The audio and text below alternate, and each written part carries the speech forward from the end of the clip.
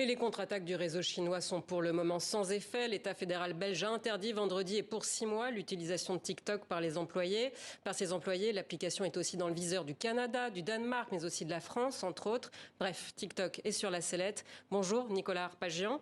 Vous êtes expert dans le domaine de la sécurité sur le net et directeur de la stratégie en cybersécurité de Trend Micro, qui développe notamment des logiciels de sécurité.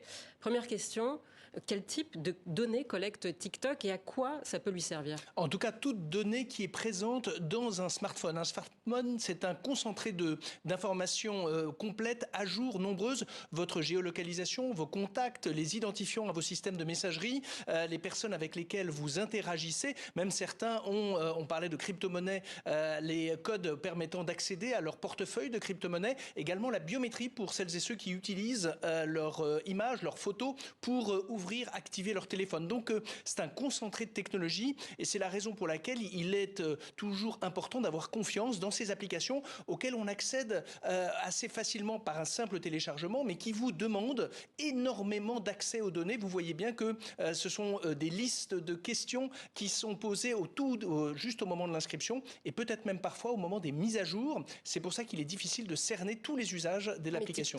TikTok collecte plus de données que Facebook et Instagram, les autres grands réseaux sociaux américains, ceux-là ? Alors, en tout cas, il en collecte au moins autant et c'est vrai que se posait la question de l'exfiltration. La promesse jusqu'à présent de TikTok était de dire, voilà, moi je les conserve dans certains serveurs et je ne les exfiltre pas, notamment en Chine. Il s'avère qu'en 2021, et d'ailleurs TikTok l'a reconnu puisqu'il a négocié une indemnité de 92 millions de dollars, donc il a négocié une espèce de transaction à l'occasion de la démonstration qui avait été apportée de cette exfiltration vers les États-Unis, vers la Chine.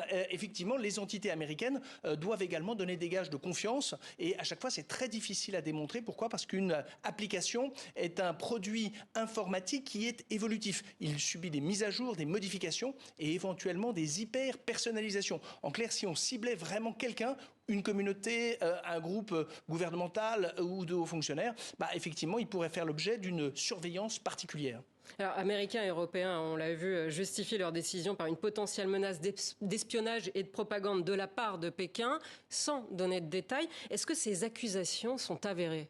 Alors, en tout cas, il y a certainement une loyauté de l'entreprise chinoise à l'autorité politique. Pourquoi ? Parce que c'est le cas de toutes les entreprises chinoises et a fortiori quand elles ont une activité internationale. La deuxième chose, c'est que vous avez repris la phrase du commissaire Thierry Breton qui, pour la première fois, c'est assez inhabituel dans la politique européenne, n'a pas argumenté, n'a pas eu à justifier, comme si justement la seule affirmation de cette volonté de retrait suffisait comme justification justement au risque que représente cette application. Donc effectivement, il n'y a pas besoin aussi de dévoiler des éléments en notre possession. Pourquoi ? Pas parce que vous voyez bien que ça ouvrirait la porte à une espèce de négociation pied à pied, fonctionnalité par fonctionnalité, qui serait très consommatrice de temps, d'énergie. Et si effectivement il y a une intention d'espionnage, ce serait beaucoup d'énergie dépensée de la part de l'Union européenne sans forcément être efficace sur la durée.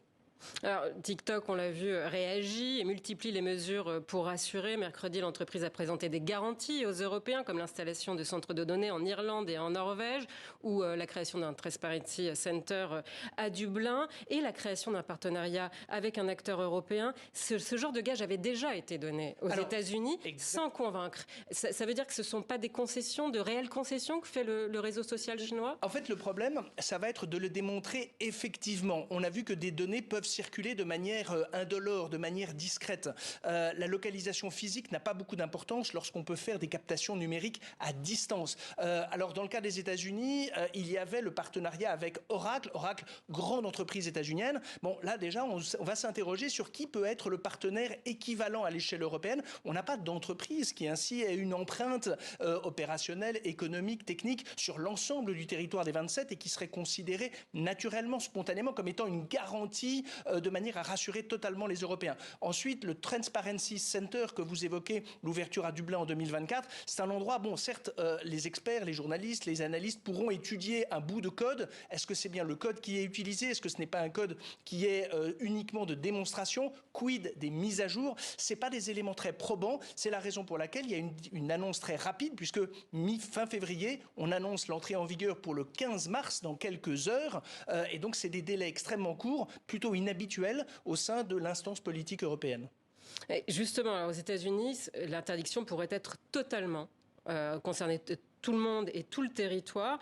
Si TikTok est véritablement à la botte de Pékin, vous m'avez un petit peu répondu déjà, c'est une mesure efficace de contre-espionnage? Alors, l'espionnage, c'est surtout savoir se dire, est-ce que c'est un moyen de collecter des données sur la population, premièrement. Deuxièmement, TikTok est également un média, c'est-à-dire qu'il y a certainement, et c'est une particularité de ce réseau social, par exemple sur Twitter, sur Facebook, il y a majoritairement les gens que vous suivez, les gens de votre communauté.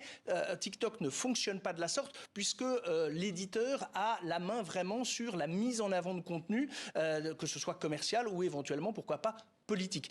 Donc c'est vrai que ça va se poser la question de l'influence également de l'opinion publique, des opinions publiques sur des sujets politiques, sur des sujets économiques, stratégiques, voire éventuellement environnementaux, qui pourraient être colorés, façonnés selon les intérêts effectivement de Pékin. Donc ça c'est un vrai doute. L'interdiction, elle est possible, alors juridiquement bien sûr, avec des retraits au sein des plateformes, Google, Apple, également des référencements sur les sites internet. Et puis ça voudrait dire également que les grands annonceurs délaissent la plateforme et donc affaiblissent sa puissance économique dès lors qu'il y aurait moins d'utilisateurs, moins de contributeurs, de gens qui nourrissent et documentent cette plateforme qui est largement abondée par les particuliers et donc affaiblirait son audience commerciale et au final l'ensemble de son activité. Dernier point, TikTok c'est l'application aujourd'hui de la jeunesse en quelque sorte et il est évident que pourrait survenir dans quelques semaines, quelques mois, l'arrivée d'une énième plateforme qui viendrait de fait ringardiser,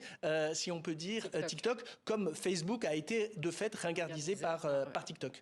Merci beaucoup Nicolas Arpagian pour cet éclairage. Je rappelle que vous êtes directeur de la stratégie en cybersécurité de Trend Micro et auteur de Frontières.com aux éditions de l'Observatoire.